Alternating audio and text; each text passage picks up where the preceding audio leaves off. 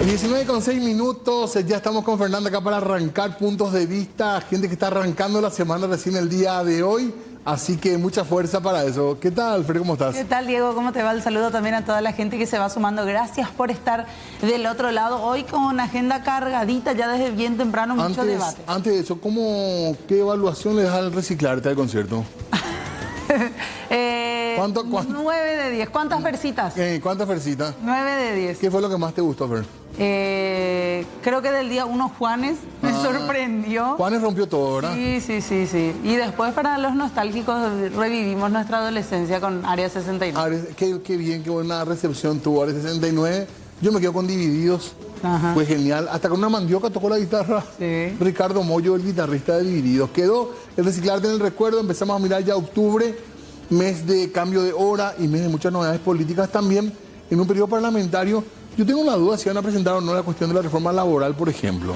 Que empezaron las conversaciones la semana pasada con ciertas posturas ya, en este caso de centrales obreras que dijeron, paremos acá la pelota, nosotros no estamos de acuerdo con esto que se está haciendo. Así que hay un tramo del año que todavía hay cosas muy importantes que tienen que pasar. Sí, nuevamente mes de octubre rosa. Así mismo. ¿Cuáles son las políticas públicas que se implementan en torno Vamos a hablar de eso, a la salud de las mujeres también? Así empezamos un poquito este octubre. Exactamente, y también, por supuesto, uno de los temas que ha sido tema del año es esta ley que pretende controlar a las ONG, que ha tenido modificaciones que, sin embargo, se aprobaron ya sin discusión, hoy con muchos ausentes también en Cámara de Diputados. Así es, señor. Lo cierto y concreto es que se tuvieron modificaciones desde el Poder Ejecutivo que llegaron ahí sobre la hora, como siempre. Sí. Y es lo que se cuestionó en torno a todo el trabajo de la Cámara de Diputados. Se intentó postergar en un momento dado este proyecto de ley. Algunos legisladores, principalmente de la oposición y de la disidencia colorada, dijeron: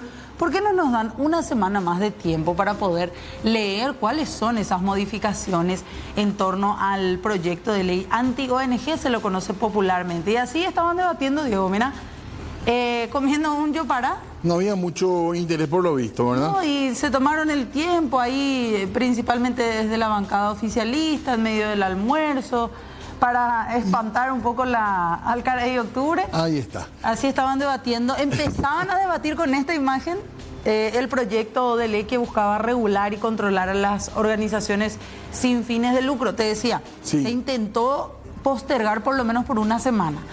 ¿Qué pasó? En comisiones pasó muy rápido también. Sí. Fue un estudio así de... O sea, no hubo estudio. No. Pasó nomás. Pasó y se incluyeron a través de las comisiones nada más ya las modificaciones propuestas por el Poder Ejecutivo, algo cuestionado también. Dijeron por qué el Poder Ejecutivo no remite un documento formal vía mesa de entrada que después se pueda derivar nuevamente a comisiones y que eso pueda ser estudiado.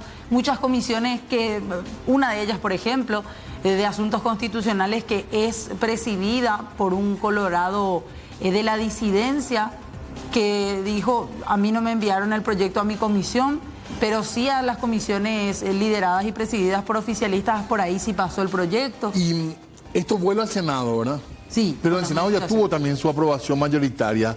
Digo, en el sentido que tampoco se discutió mucho, tampoco más allá de lo que fue el debate público, digamos, en otras instancias, fue de vuelta rápidamente resuelto. Hay una orden, por lo visto, ¿verdad? Una decisión de bancada o que viene del gobierno de seguir con esto, pese a que Santiago Peña había dicho que no estaba de acuerdo con todo el cuerpo, por eso algunas modificaciones. Por eso algunas modificaciones en donde, por ejemplo, se quitó finalmente la multa que se pretendía establecer a aquellas organizaciones sin fines de lucro que no cumplan con la rendición de cuentas, entre otras modificaciones, pero muchos dicen eso no quita que hay algunos puntos que pueden llegar a ser considerados incluso inconstitucionales. Yo le escuché al diputado Roberto González que decía que esto no va a pasar ni 6 meses para que la Corte, si es que actúa con independencia, empiece a declarar inconstitucional esta ley. Recordemos que eso solamente beneficiaría a la ONG que presente, a la organización que presente, claro, pero sería un poco la tendencia. Y quedaron excluidos con las modificaciones del Ejecutivo,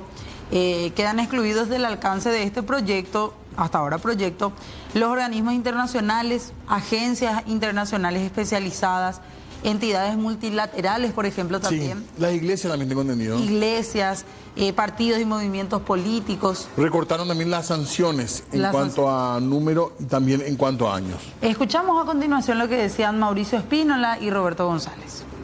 Señor presidente Peña, ¿por qué usted no hace las leyes desde Mburubicharoa y nosotros pasamos a firmar nomás ya?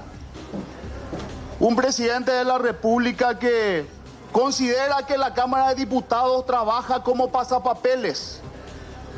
Un presidente de la República que no conoce la independencia de los poderes, presidente. ¿Cómo sabemos si es esta la versión o no del Poder Ejecutivo? ¿Acaso vino una ordenanza del Palacio, metió por mesa de entrada? ¿O decía una colega que esto no es una despensa que se maneja por comanda? Esta no es una escribanía donde van a venir, nosotros vamos a actuar como pasapapeles, presidente. ¿Cuál va a ser el siguiente paso? El presidente Peña va a dictar o va a sacar sentencias y los jueces van a pasar a firmar, presidente. Ese es el respeto que se merece esta Cámara de Diputados. Esta Cámara donde hoy seguramente a un año y pico del romance, yo creo que en algún momento se va a ir acabando el romance, colega, y no permitamos que nos traten más como pasapapeles, como una escribanía o como un almacén de barrio, presidente. Por lo que se ha dado entre la opción de postergar y no postergar, yo personalmente, presidente, hoy voy a votar y adelanto mi voto, voy a votar por el rechazo, por la falta de respeto a una Cámara y a un Congreso, donde hoy sus aliados seguramente van a aprobar, pero dentro de poco se va a acabar la luna de miel y les digo, colega, que dejemos de ser pasapapeles de una persona irresponsable que no respeta las leyes, la Constitución y que no le respeta a los diputados ni de su propia bancada. ¿Qué me hace pensar esto? Es lo que ustedes quieren saber. Y que una vez más se quiere ningunear, se quiere pasar por encima, se quiere plantear y tratar de aprobar un proyecto de ley sin el debate. A tambor batiente. A tambor batiente y clausurando el debate una vez. Cuando alguien tiene argumento, pero lo mejor es debatir y convencer a tus colegas. Pero cuando se teme al debate es porque no se tiene argumento. Eso es lo que yo pienso. Pero qué manera de deslegitimar un proyecto presentando menos de 24 horas antes de la sesión. Si yo tengo la mayoría holgada, si se quiere, y presento 12 horas antes, 18 horas antes, quiere decir que quiero evitar el debate. Entonces, es como que una manada de monos tira en una cristalería, rompe todo, echa todo, desbarata todo, no tiene sentido. Una manada de monos en una cristalería. Sí. Bueno, veremos qué pasa con esto. Pasa nuevamente a la Cámara de Senadores, seguramente se va a analizar y quedaría ya así con las modificaciones teniendo en cuenta que fueron recomendación directa del Ejecutivo. Muy bien, salimos de este tema por ahora, al menos porque seguramente lo seguiremos hablando en los próximos días porque es un tema súper vigente y todavía tiene un trámite por el Congreso Nacional. Así es, señor. Vamos a cambiar de tema y a recibir ya a nuestra invitada de esta tarde-noche, a la ingeniera Mercedes Canese, para hablar acerca de la tarifa social de Itaipú. Así mismo el tema que les proponemos hoy y sobre todo esto, ¿puede ser más barata la energía para los paraguayos o no para nosotros en general? Y le preguntamos ya a ella, ingeniera, ¿cómo le va? Gracias por venir. Muchísimas gracias por la invitación, Fernanda, Diego, bueno, a todo el equipo de C9N y a la gente que nos está viendo, escuchando. ¿Es cierto, ingeniera, que nosotros tenemos la tarifa más baja de la región o eso no es tan así? Sí, sin subsidios, la tarifa que tiene Paraguay en dólares por megawatt hora, tanto residencial como industrial, es la más baja de toda la región. O sea, un ciudadano paraguayo es el que menos paga en electricidad en la región. Sí, pero así también el poder adquisitivo del paraguayo es menor que el de otros países. Sabemos que el salario mínimo es un techo, no un piso, entonces que sea bajo en la región no significa que para nosotros no sea un costo alto. Claro, lo que representa para cada familia. Para cada familia. Así es. ¿Y la tarifa social a cuánta gente aproximadamente alcanza hoy? ¿Y realmente esto está controlado, es justo como se está manejando? Yo creo que no es justo como se está manejando porque hay una excesiva burocracia para ingresar. Justamente estuve mirando la memoria de la ANDE y la última cifra es que hay 243.000 familias que están dentro de la tarifa social. O sea, tienen cerca de 800.000 personas, podemos decir, o 900.000 personas que pagan tarifa social. Sí. Que es bastante menos, digamos, que la tarifa del resto de la ciudadanía. Es bastante menos porque hay descuentos desde 75% a 25%. También con un criterio de eficiencia energética tiene más descuento el que menos consume. Y eso, lo que te da con la tarifa social para usar en una casa, ¿qué sería? ¿Es lo mínimo, lo básico? ¿Tiene que ver con el tipo de conexión? ¿Cómo se establece esto? Claro, el problema de la tarifa social, así como está hoy, es que es hasta 300 kWh por mes. Eso se hizo en base a unos estudios que se habían hecho en Brasil en los años 2000, ¿no es cierto? Pasó mucho tiempo, yo trabajé en esos proyectos y en ese momento eso era lo que necesitaba una familia para su consumo básico. 300 kWh por mes. ¿Y qué puede hacer con esa cantidad de energía? Puede tener cosas básicas como luz, ventiladores, un televisor, una heladera. Un aire acondicionado ya difícilmente va a tener. Por eso digo que está desfasado, porque ahora con todo el cambio climático, con las enfermedades también de base que tiene la gente que tiene presión alta, una serie de cuestiones, casi es un derecho, o sea, casi es imprescindible tener un equipo de aire acondicionado. Unas temperaturas de hoy, ¿verdad? Una temperatura hoy imposible para mucha gente de la ciudad, al menos aguantar sin el aire. Así es, y en verano es el problema ahí sobre todo. Y el otro problema de cómo está hoy la tarifa social es que la llave limitadora es de 16 amperes. Y para tener una ducha eléctrica nomás ya se necesita 25 amperes por lo menos. Explica un poco eso. ¿Cómo es eso? La llave limitadora es lo que limita la capacidad, digamos, de equipamiento que puede tener una casa. Entonces, es una forma que la ANDE encontró, no estaba en el proyecto original, pero ellos metieron eso, lograron que entre dentro de lo que es hoy la ley de tarifa social, para que la gente que acceda a la tarifa social no pueda tener ni ducha eléctrica, mucho menos aire acondicionado o cocina eléctrica, por ejemplo. O sea, vos pones y te va a saltar la llave. Salta la llave. Es la intensidad de corriente lo que limita, ¿verdad? Y esa intensidad de corriente está en función a la cantidad de equipos que uno tiene.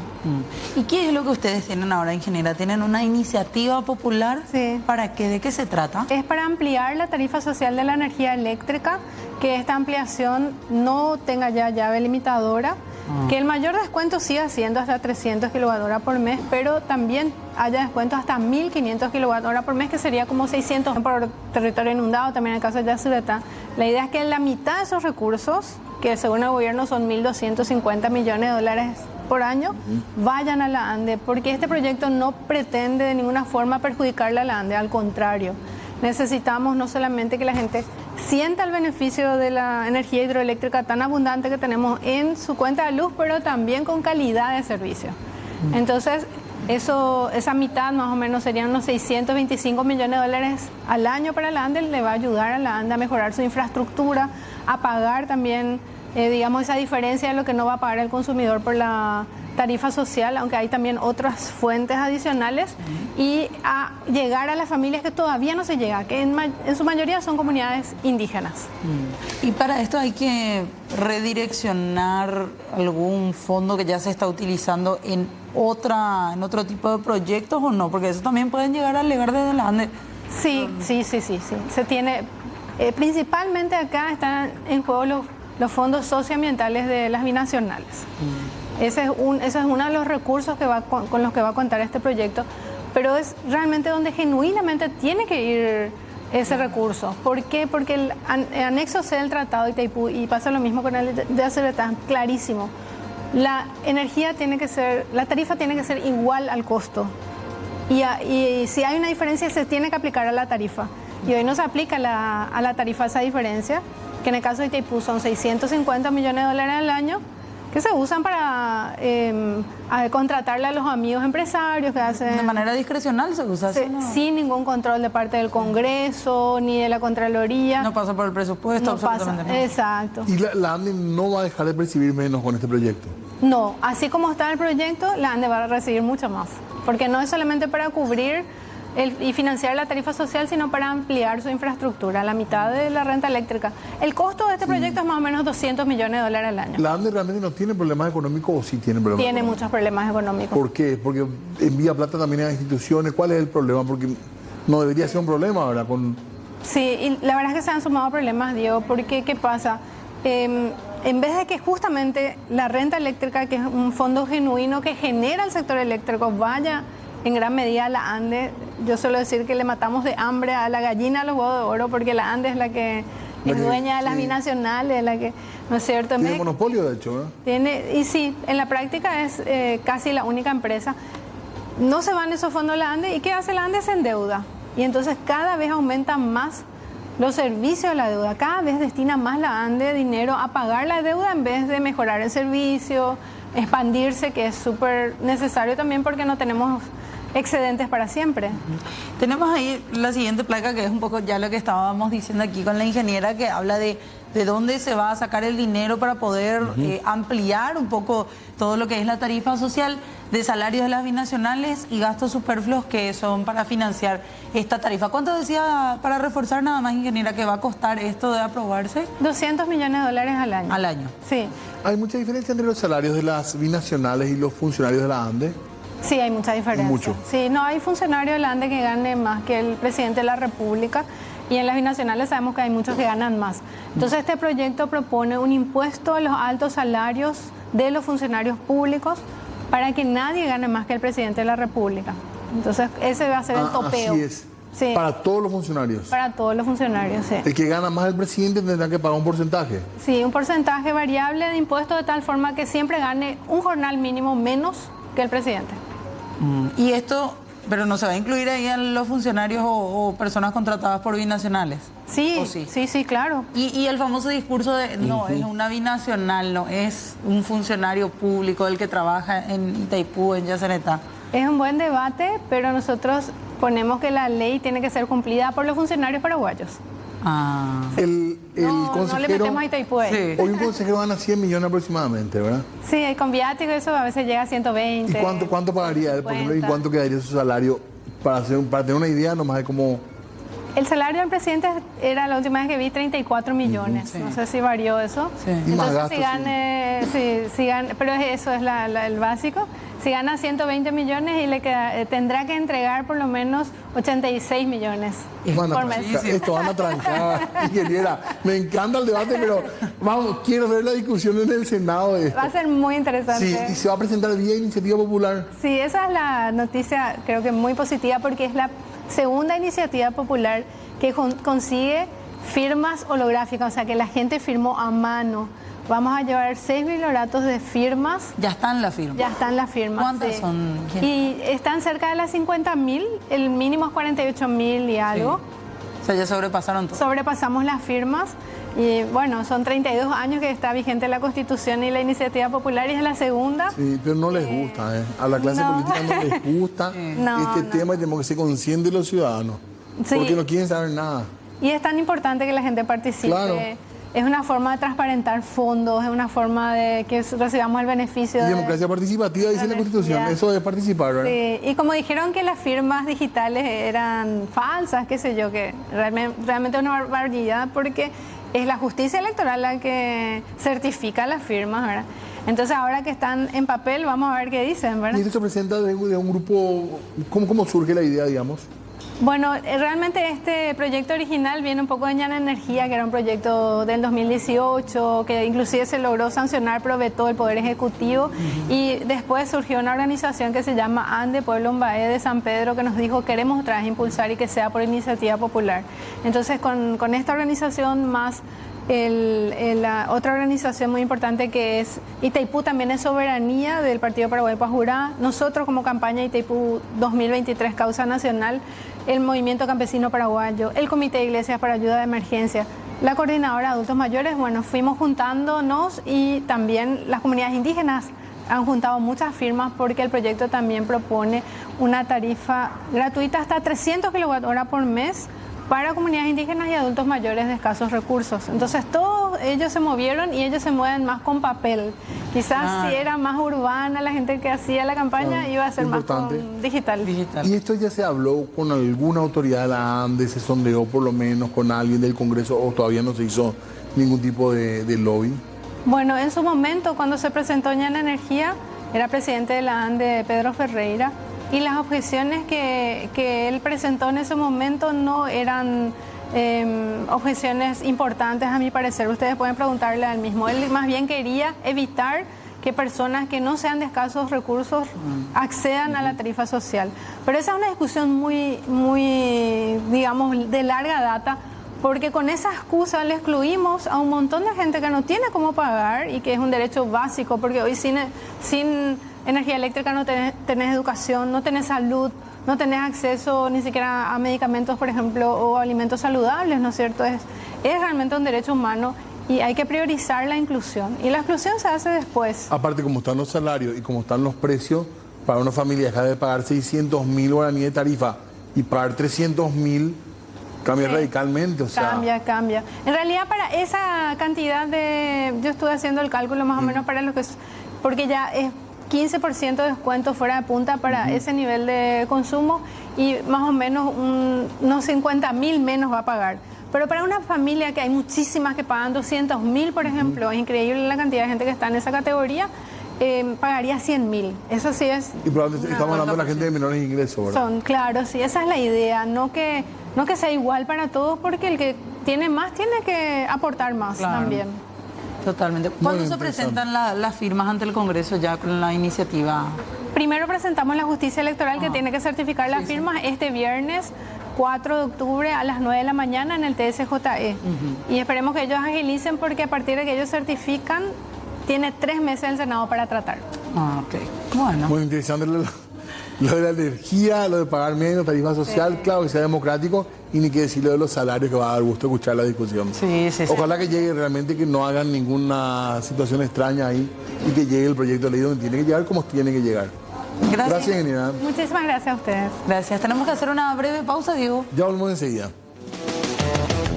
25 minutos, seguimos nosotros acá en Puntos de Vista, recordando un poquitito lo que fue también ya en la pausa Reciclarte, nos quedamos con eso acá en la charla. Sí, señor. Y bueno, estamos una noche más con nuestra jornada de tereré con el coach. Estamos con tereré, de hecho, ¿verdad? Sí, Esto no es meramente declarativo. Hace calor. Claro que Dios sí. mío. Bueno, Sergio, ¿cómo le va? Gracias por venir. Muy bien. Hola, Fernanda. Hola, Diego. Sergio, ¿cómo estás? Súper bien, Gracias súper por bien. venir. Hoy el calor en realidad no es un calor, como le decía la maquilladora, no es calor húmedo, es calor humo.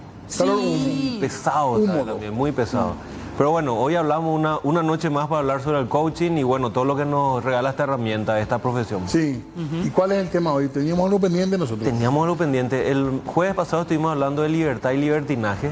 Nos había quedado ahí una colita pendiente para hablarla hoy. Bueno, después del fin de semana largo lo podemos hablar.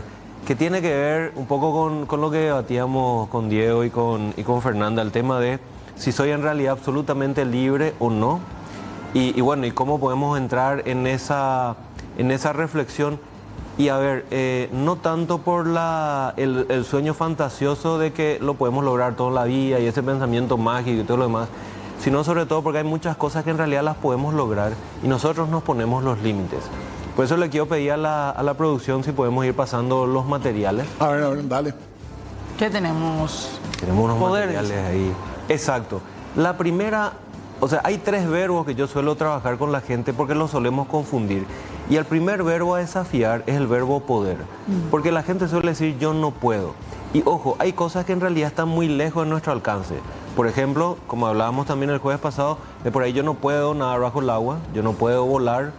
Y quizás yo no puedo mañana irme a la luna, aunque quiera hacerlo, ¿verdad? Hay ciertas dificultades en realidad o hay mucha distancia.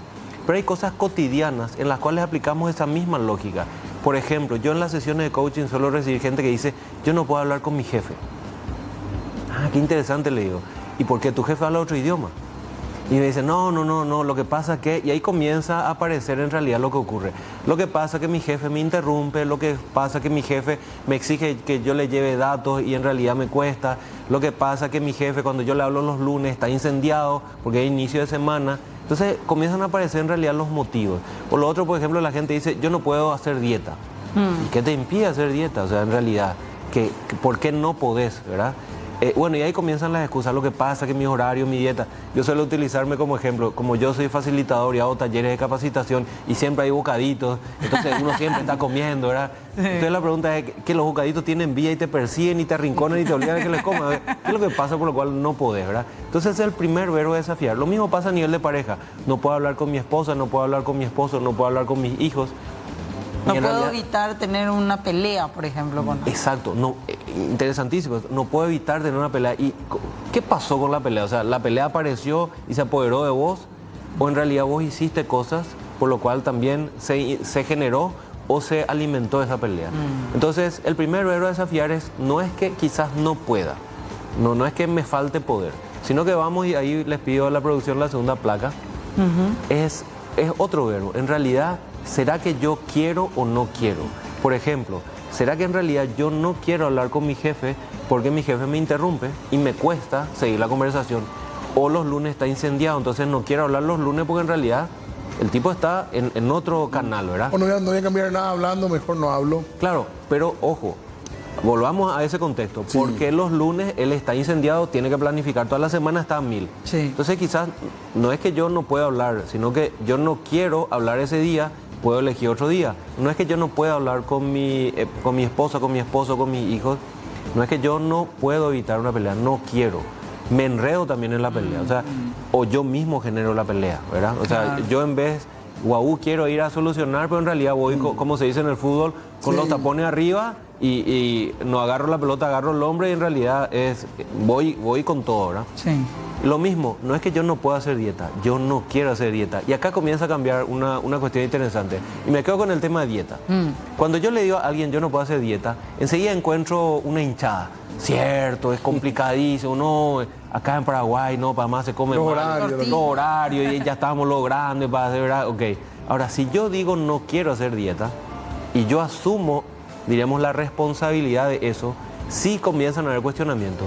Pero Sergio, a tu edad deberías cuidarte porque mira, o sea, para que tengas calidad de vida, pensar en tus hijos, después tus nietos, qué sé yo, ¿verdad?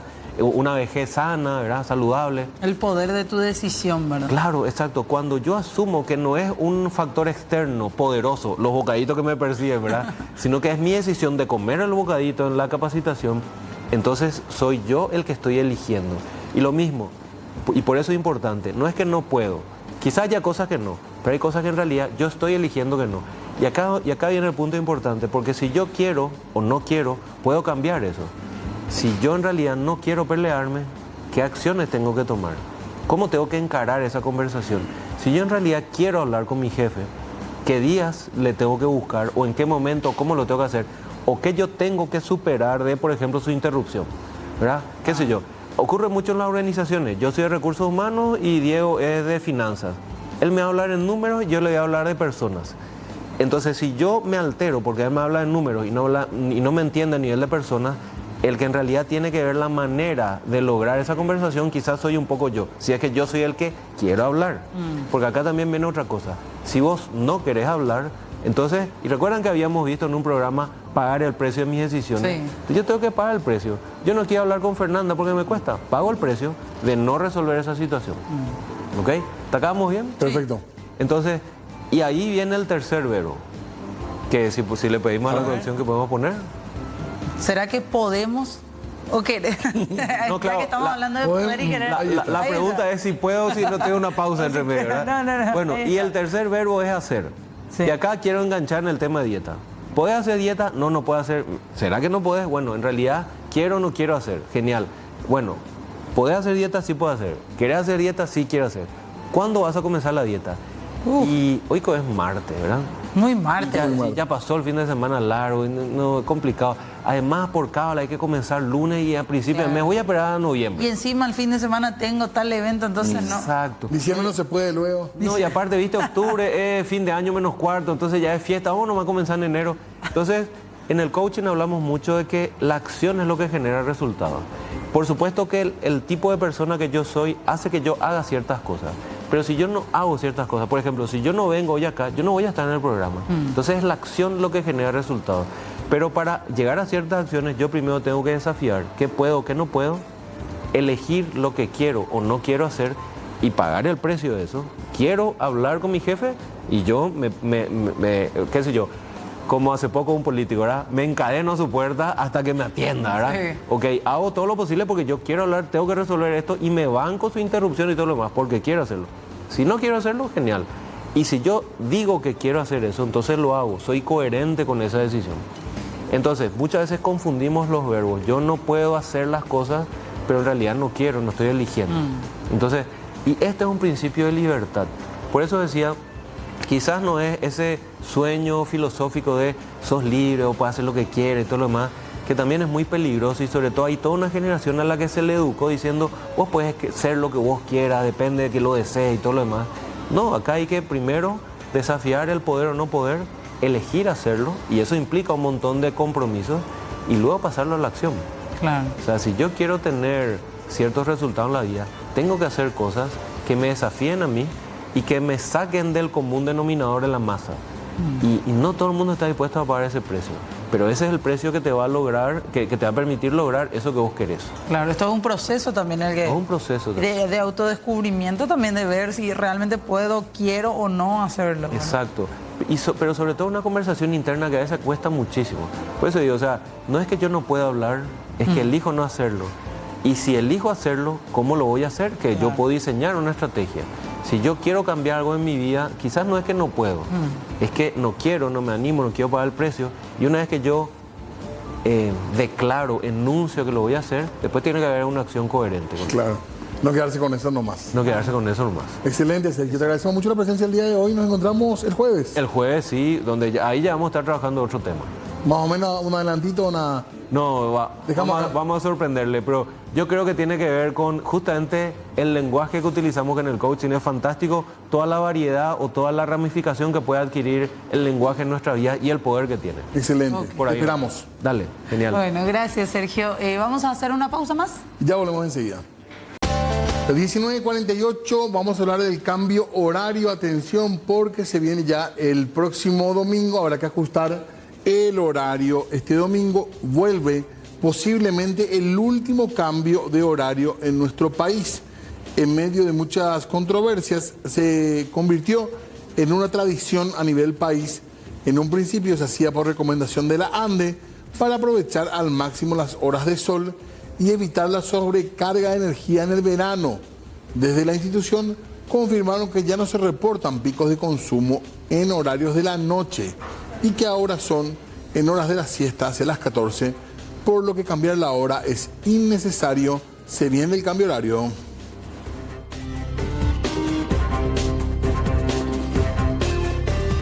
La ex senadora Katia González presentó ya un tercer urgimiento a la Corte para que resuelva y entienda sobre su caso. Es el tercer urgimiento, como les decíamos, presentado por la ex legisladora ante la Corte Suprema de Justicia. La máxima instancia judicial tiene que resolver la acción de inconstitucionalidad que había sido promovida por la dirigente de la oposición en contra de aquella resolución parlamentaria por la que perdió su banca en la Cámara de Senadores. Se supo que será el Pleno de la Corte el que resolverá la controversia.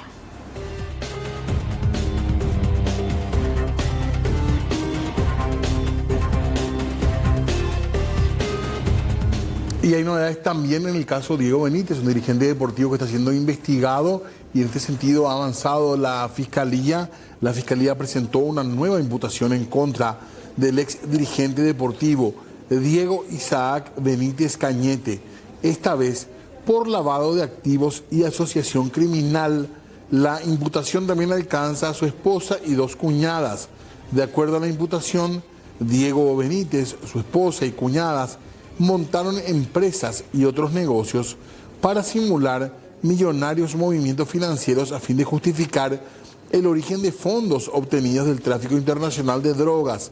El juez Osmar Legal admitió la imputación y citó a las mujeres para el próximo 8 de octubre para la imposición de medidas.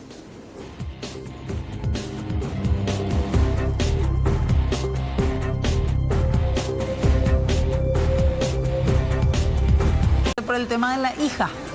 Acá hay un conflicto ya de un tiempo atrás, entre el senador Soroka y el intendente de Juvenal. Viene de atrás, digamos. Sí, viene de mucho antes, porque dice que hay ya una reacción anterior de parte del intendente que le habría culpado al senador por la falta de avances en la terminación del asfaltado de la ruta 6 específicamente. Qué pena la que ruta tengamos que ver Puerto esto, Juvenal. Más allá del morbo, qué pena que tengamos que ver cómo se resuelven todavía las cosas por lo visto se puede creer que los golpes son una vía de solución de conflicto. Lamentable realmente. Conflicto que ya venía desde la época de Mario Abdo al frente de la presidencia. Ah, ok. Venía arrastrando. Sí. A ver qué dice el senador, en algún momento vamos a hablar con él. Mañana seguramente vamos a ver si da su versión. Bueno, ya nos vamos despidiendo de puntos de vista, no sin antes invitarles a la corrida histórica, Diego. Exactamente, ya se viene, hay tiempo de inscribirse todavía. Hay 10K, hay 5K, pero sobre todo hay ganas de participar. Sí, hay opciones para los niños. En este caso corremos 5 kilómetros, una sola categoría para todos, todas. Pero niños, los pequeños pueden también en una corrida especialmente dedicada para ellos presentarse también, es decir, una fiesta para toda la familia. www.servicronos.com es la página a través de la cual pueden inscribirse los interesados, las interesadas en correr el 13 de octubre, el domingo próximo, y si no, en todo caso pueden también inscribirse aquí en la recepción del SNT en el barrio Sajonia. Está hecha la invitación, nosotros tenemos que irnos, Fer. Sí. ¿Con qué saludo navideño? Navideño. Ya en segundito se viene Ñan de Franja también, dicho sea de paso, todo el equipazo ya está acá preparadísimo para un programa más del día martes. Pero antes, le decimos no feliz Navidad a los venezolanos. Buscamos la sidra del pan dulce. Hay mucha colectividad acá. Y sí, pero la de acá no creo que esté muy de acuerdo con este tipo de arranques que tiene Nicolás Maduro en plena crisis política, judicial en los últimos tiempos que se estuvo desarrollando en ese país. Hace un tiempo nada más había dicho Nicolás Maduro que decretaba que la Navidad iba a ser el 1 de octubre, el día martes. Ya está festejando. Sí, así es. Nos vamos con esa noticia. Esto es una belleza. Hoy, diciembre ya 17, tuvimos un acto muy hermoso. Pero cuando subí ahorita aquí a mi oficina, estoy caminando con Silvia viendo la belleza de los arreglos navideños de acá del Palacio Presidencial de Miraflores. Y quise compartirlo con ustedes. En homenaje a ustedes, en agradecimiento a ustedes, voy a decretar el adelanto de la Navidad para el 1 de octubre. Arranca la Navidad el 1 de octubre. Para todos y todas, llegó la Navidad con paz, felicidad y seguridad. Las opiniones vertidas en este programa son de exclusiva responsabilidad de quienes las emiten y no representan